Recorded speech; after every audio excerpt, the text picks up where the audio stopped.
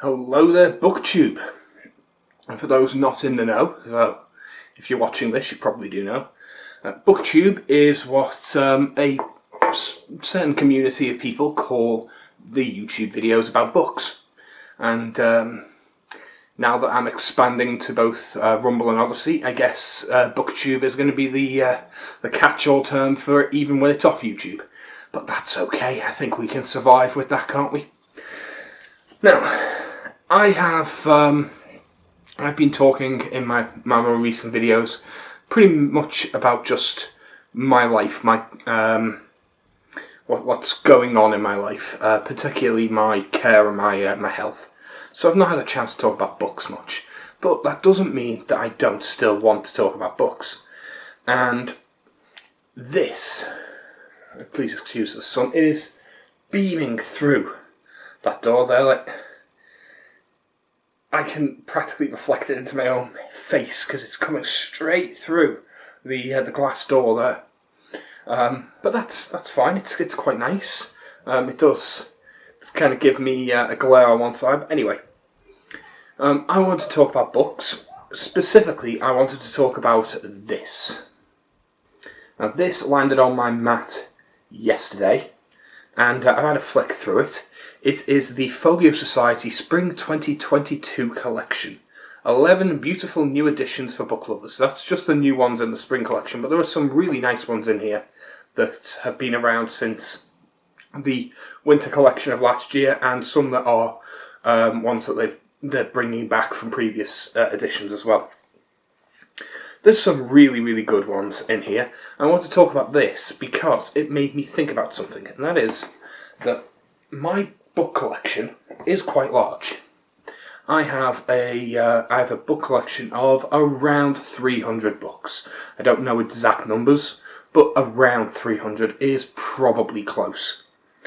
And that's a lot of books. Thing is, I don't read anything close to enough books to justify the numbers that I've got. But I still enjoy looking into new books, buying new books, and I think that I need something to occupy my time, make me feel like I'm giving the collection its due, giving it some time, some space. And the way that I'm going to do this is that I have decided that I'm going to make my collection a luxurious collection.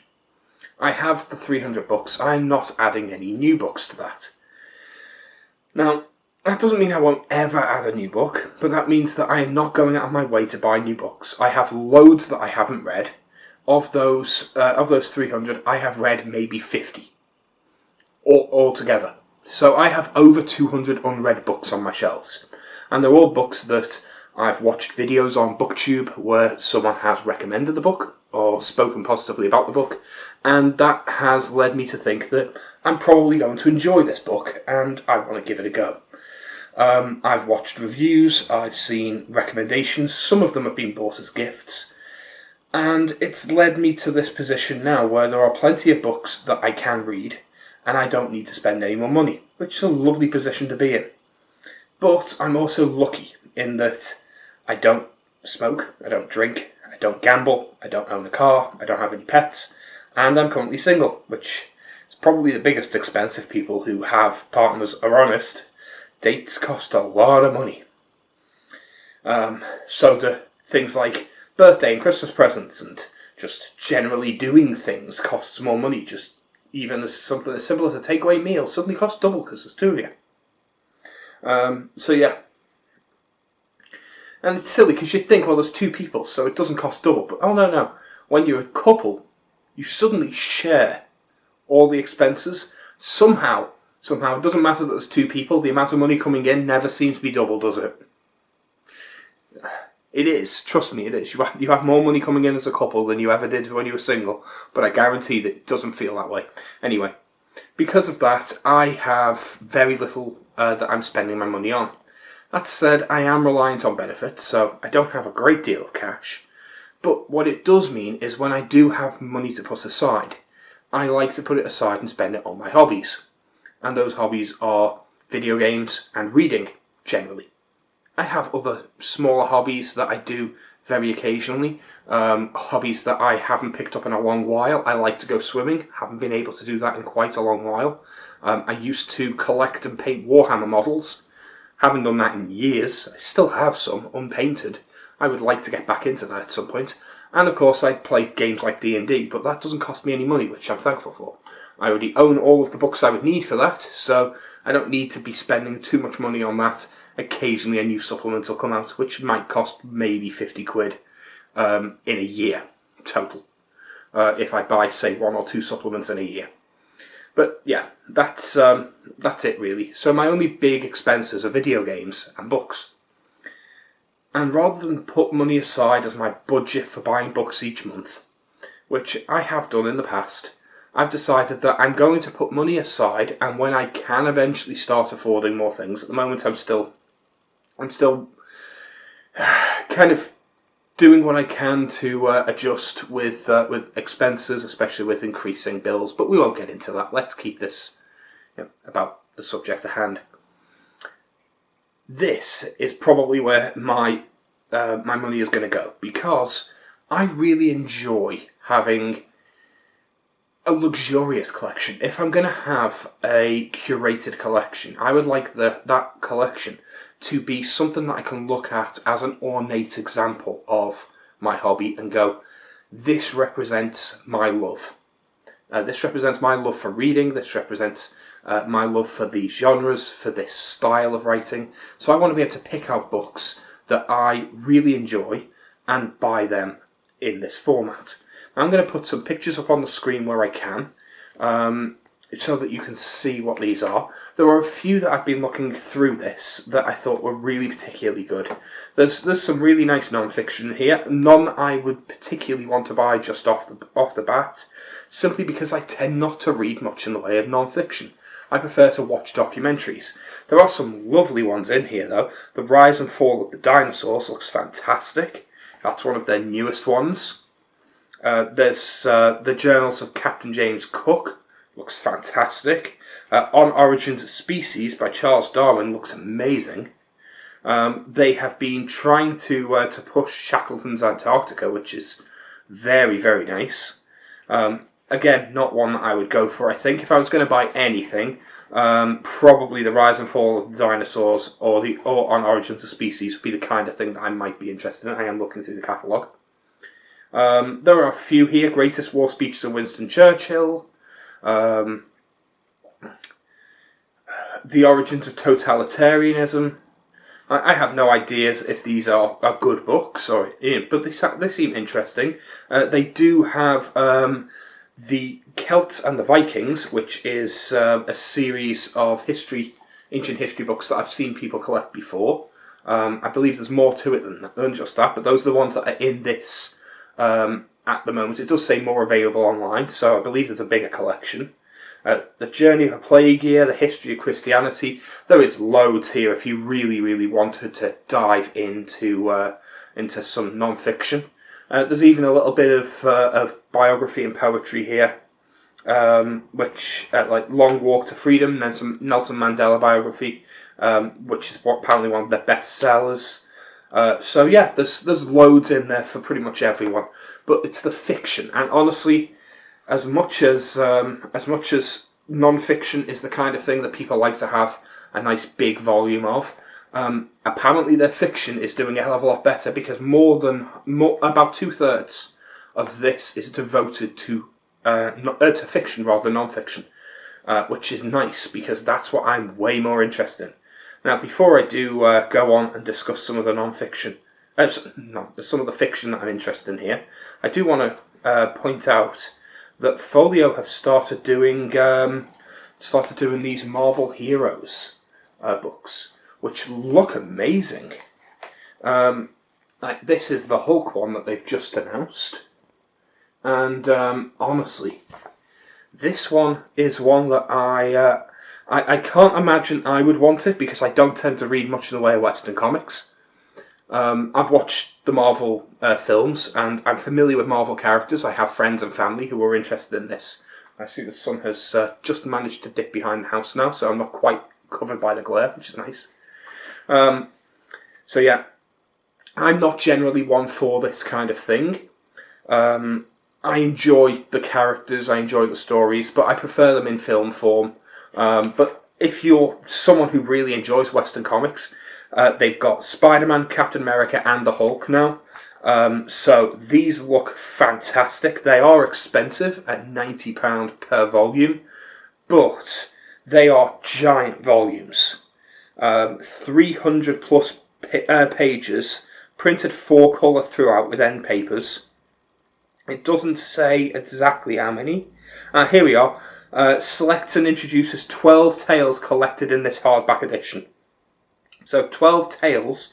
I'm not sure if that means 12 issues or 12 complete stories, if the stories are split over multiple issues. Like I say, I don't read comics. But it looks fantastic. And I can only imagine if you're a big fan of these characters, this is going to feel like a fantastic way of experiencing some of the more memorable stories of these characters. So yeah, on to the fiction. There are a few here that I think really jump out at me. I'm going to show you. I was going to put pictures up, but that would require a lot more editing. So what I'm actually going to do is I'm just going to show you the pictures as they appear in this catalogue. I think that should work well. If not, I'm going to have to edit it. Oh well. So the first one that I'm interested in is Book of the New Sun, which you can see here. Again, I've not read Book of the New Sun yet, but it is one that I look at as it looks gorgeous. Like the copy of the book just seems to be luxurious in its design. So I look at that and I think that's exactly the kind of experience I would want from Book of the New Sun. Now I've got a paperback. With all of these books, this is one of the nice things about this. Every single book I'm talking about, I already own as a paperback. Usually as a mass market paperback or a standard paperback, I've probably spent about a tenner on each book.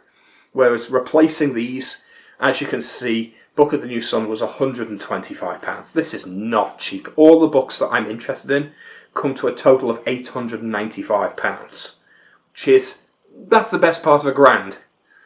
That's $1,180, or €1,065, and I'm interested in these. That doesn't mean I'm going to go out and buy them tomorrow. I don't have that kind of money lying around. I'm probably not going to have that kind of money for all of spring. This is something that I'm looking at longingly as a thing I would do if I suddenly had a lot of disposable money. I don't have a lot of disposable money. So this is me longingly looking at these books as something that would be nice to have, rather than something that I need. But it's also a nice way of going, rather than spending my money on yet more books to add to my TBR, I can spend it on a book I already have, so it's already on my TBR, but I can have this luxurious way of reading it. I think that's nice. So there's Book of the New Sun is one that I'm really looking forward to. There are the Robert Heinlein books. There are 2 of them available, and they are very nice looking. And it just so happens to be the 2 that I'm most interested in having, which is Starship Troopers, which is one of my favourites, and Stranger in a Strange Land, which is one that I haven't read before and would love to go back and check out. So that's definitely something that I want to spend a little bit of time looking into. I have Stranger in a Strange Land as a paperback, so it's one that I plan to read at some point. These are ones I've read all the way through, but I actually already own one of them because it was a Christmas present, which is probably how I'll end up receiving most of these, is if friends and family buy them as presents for birthday and Christmas. And that is A Song of Ice and Fire. That's not going to be a shock to anyone. As you can see, there is the entire collection there. I'm probably only going to bother with books 1, 2 and 3, which would be 6 volumes, simply because until the series is finished, I've always maintained that that A Game of Thrones, A Clash of Kings and A Storm of Swords together all make a really, really satisfying trilogy. There is A Feast for Crows available, but I probably won't bother with that until I know that the rest is coming, and A Dance of Dragons isn't even available yet. So, That said, that would not stop me from getting the first 3. They are fantastic, and I always advise people to read them. They are well worth your time.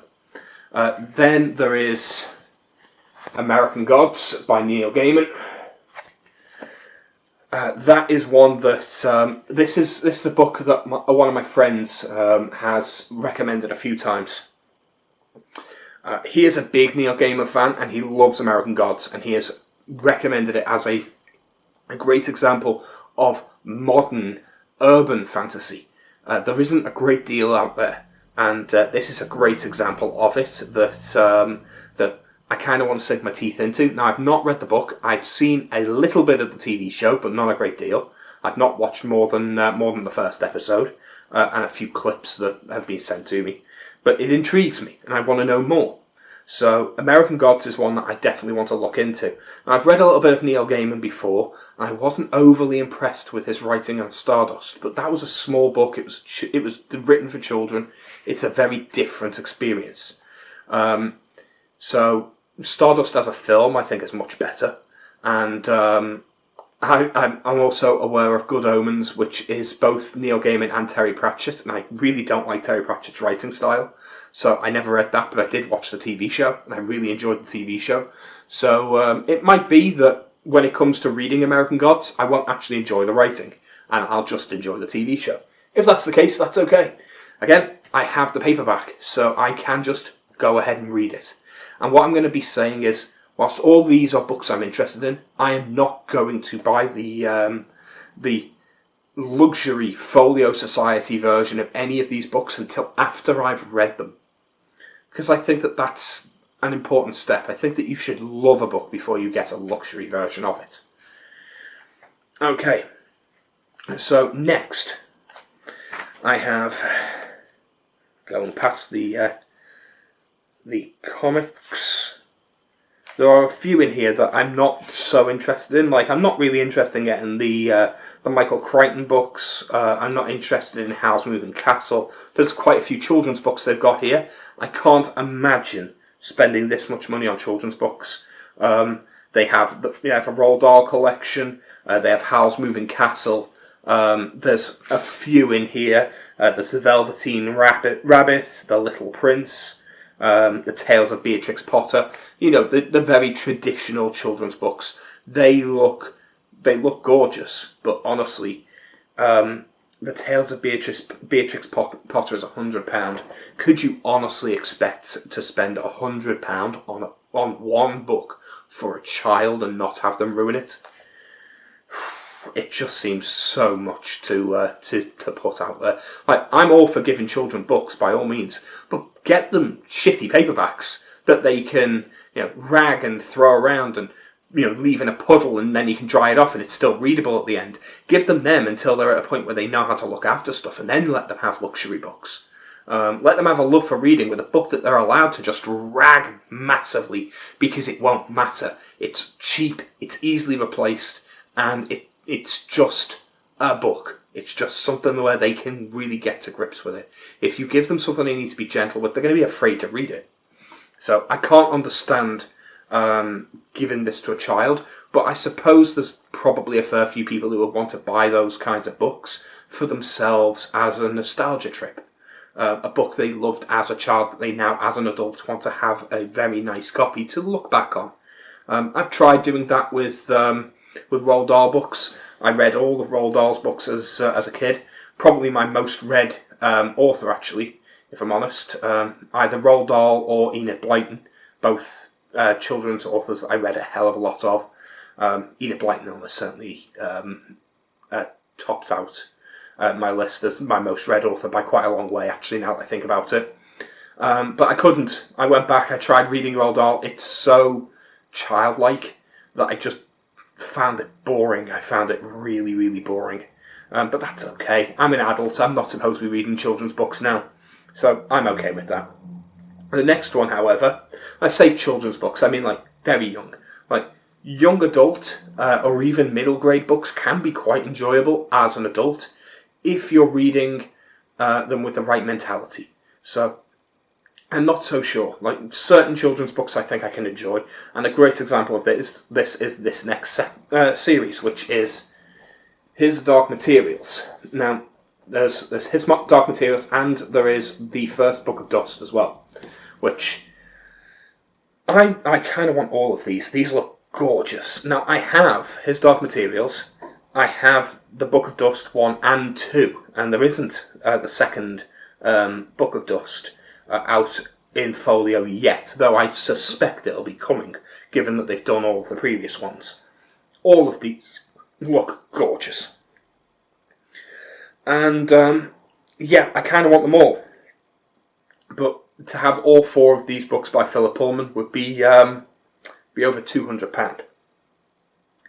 Over £200. I cannot justify that, but I still want them. I can look at them with envy and lust in my eyes and just want. That's okay. We're allowed to do that. We're allowed to shop with our eyes, I'm sure. Here there is another one that I'm interested in. One that I already own as well is on this page. At least, yes. On this page we have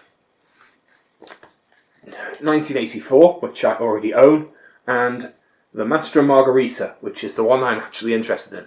Now, I have not read The Master and Margarita, but I have had it recommended to me multiple times. It is supposedly one of the turning points of fantasy. It's one I'm really, really interested in. One that I'm definitely not interested in is The Road by Cormac McCarthy.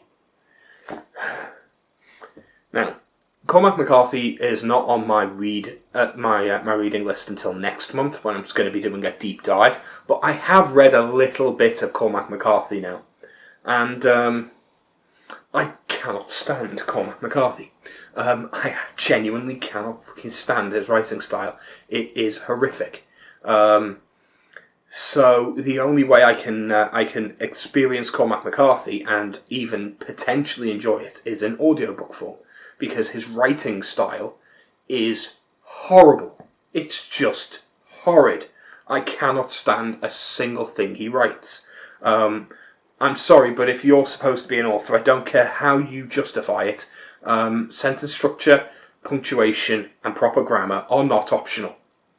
Speech marks and proper pacing with your sentence structure, it's not optional. It's not something that you can just throw away. I don't care how many people say, well, it reads very naturally and it feels like a natural tale. You don't need punctuation for someone to tell you a story. So if you just read it casually and allow yourself to just follow along, you'll work out which bits of dialogue through context, and you'll understand where the sentences are supposed to fall and end without punctuation. It's like, no, that's not good enough. If you want tone in your writing, you need punctuation. If you want tone added in, you either need to put it in your bloody prose, or you need to provide me a medium where it's already in the medium, or like an audiobook. An audiobook will repair the shit Cormac McCarthy does to his books by adding in the punctuation again, because whoever's reading it will have had to have figured out where the bloody punctuation is supposed to be and will speak accordingly. They will make it sound like it should have been written. Effectively, someone will go through and will properly annotate his work with proper punctuation and grammar. And that's something that he needed an editor to actually do. It's not a style, it's laziness. And Cormac McCarthy, I hope your stories are actually fucking worthwhile, because I'm going to be listening to them on audiobook rather than reading them. I've got all of your books as audiobooks. If they're not good, if the stories are shit as well as the prose being awful, you are going to get the worst rant review you've ever fucking seen. So you better not let me down. Anyway, that was a side rant. That was not what I intended this video to be. Anyway, on to the next one that I'm interested in. There's a few here that seem interesting, but I'm not really interested in, like the Agatha Christie collection, the Ian Fleming collection. That's all the James Bond books. There's all of them as well. There's what, 1, 2, 3, 4, 5, 6, 7, 8, 9, 10, 12 books in the Ian Fleming collection, and all of them are 40 quid each. So, oh my god, that's £480. Actually, it would be 400 and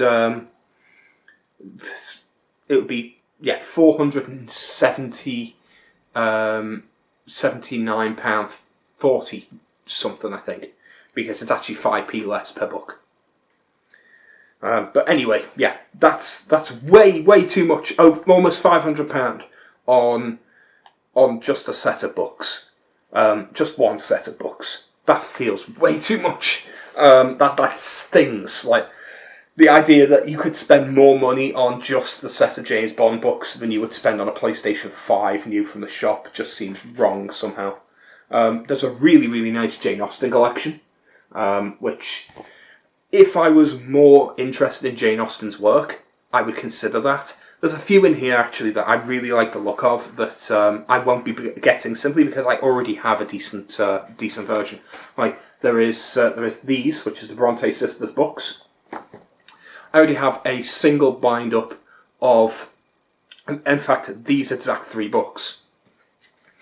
Same with near towards the beginning. There is. Let me just find it. There is the Foundation trilogy, which is, which is here. And they look very nice. They look really nice. I already have a really nice leather bound of the Foundation trilogy all in one volume, so I won't bother with those.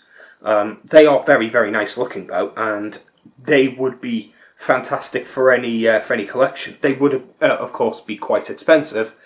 You're looking, again, another £150 to get those. So I don't need them. I've already got a luxury way to experience those stories. So the last one I am interested in, of course, is Anna Karenina by Leo Tolstoy. Anna Karenina is a story I have been told pretty much everyone who reads it falls in love with. It's one I've had recommended to me time and time again. I've been told that if you read this, you'll find that by spending so much time delving into to Anna and the other characters involved in the story, you grow to think of them almost like real people, almost as if they're genuinely your own friends. You get to know them so well. You know them better than real people in your life. So that is interesting. I'm not sure how much I believe it, but it's interesting, and I kind of want to give it a chance to do that.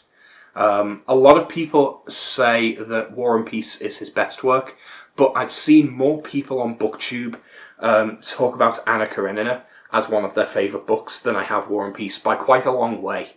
A lot more people seem to be enamoured by this book, and it's the Louise and Alma, is that? I'm not sure how you pronounce her name. Louise and Alma Maud. It's their translation.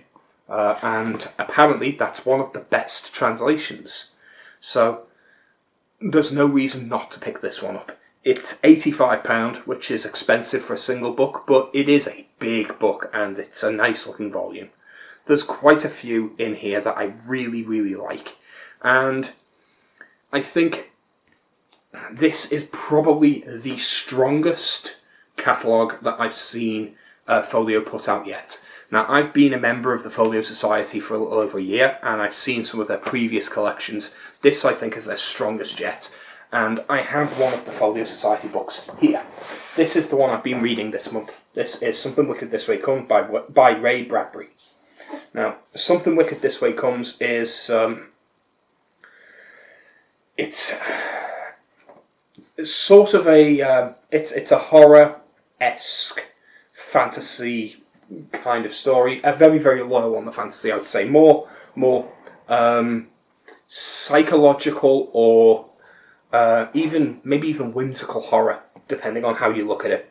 The cover is absolutely gorgeous. I mean, the design of this cover, I love this book. I don't even have it displayed on my shelf like that. I literally have it displayed face out because I love looking at this. This is fantastic artwork. It comes in a little slipcase. I don't have it in the slipcase. I have it out of the slipcase, and I have it with the slipcase behind it on the shelf so that I can look directly at it. It's at an angle.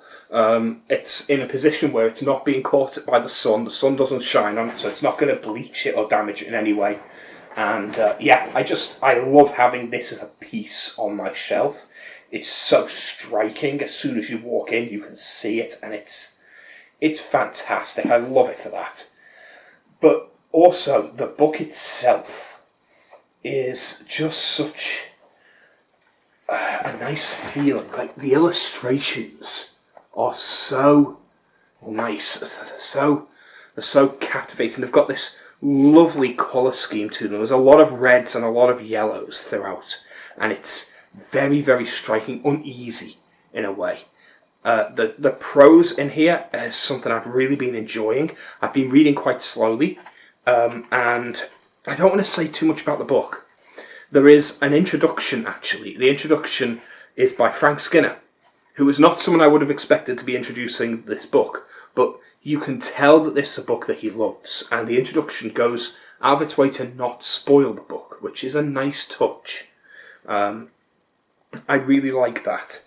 I would say it's not necessarily an easy read, but it's a captivating read. It's one that I definitely recommend.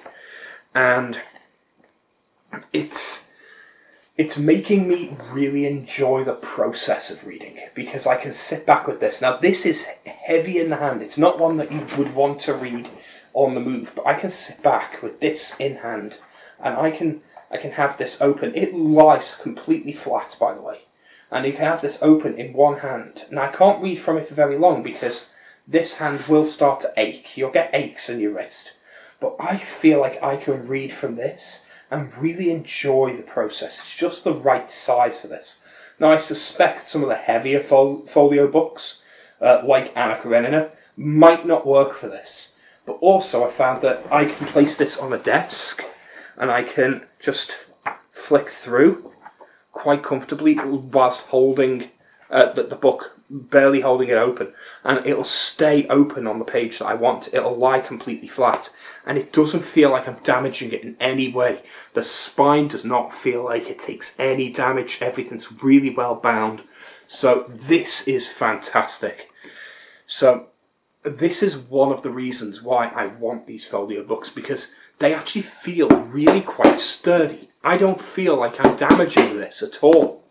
This is an expensive book, but I don't feel like there's any risk of damage. And that's nice to be able to say, because I could definitely see someone being afraid of that. Now, one of the things that I do want to do is I want to make sure I bring my TBR down. Now, TBRs are the reading equivalent of the backlog for the gamers out there. It is just the books that you really want to read. It's the to-be-read list. Now, I know that anyone who's a booktuber is going to be able to follow along comfortably. They know all the jargon. But just for those that are new, the TBR, your to-be-read list, is something that a lot of people see as work. I don't want it to feel like that. So, given that I already have a TBR that is easily going to last me years, there is no way that I'm not going to be reading my collection for the next 5 years.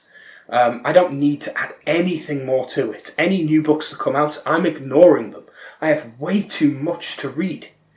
So rather than spend time worrying about FOMO, because the fear of missing out, I think, is a big problem in the community, I'm now going to enjoy what I have.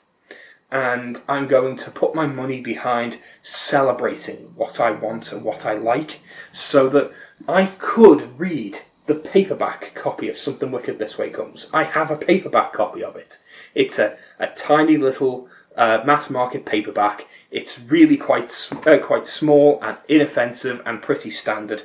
It doesn't have anything close to as nice of a cover, and it will feel like I'm reading any old book. But at the same time, the contents are going to be the same. The experience may not feel as luxurious, as reverent, but the content is the same. The prose is the same. So that's why I'm making a point to say that I'm only going to be buying leather-bounds or folio books for books that I love and have already experienced, because I feel that's fair.